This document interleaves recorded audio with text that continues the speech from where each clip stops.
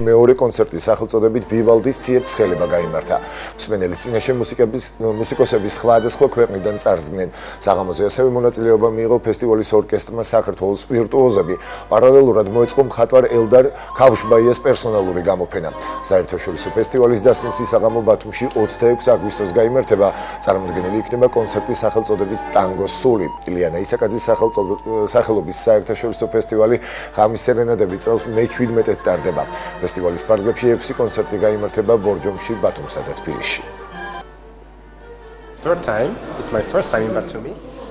ბათუმში პირველად ვიმყოფები დღეს საოცარი საღამოა. ვივალდის ციებ-ცხელება შევასრულეთ. მადლობა ფესტივალის ორგანიზატორებს და პუბლიკას. დღეს ძალიან ბედნიერი ვარ.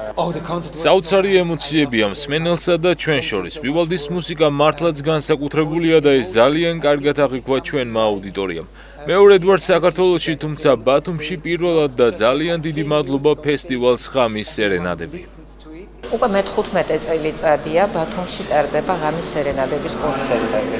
დღეს განსაკუთრებული კონცერტი იყო. მორис შტეგერი და ანდრეს გაბეტა ვირტუოზები.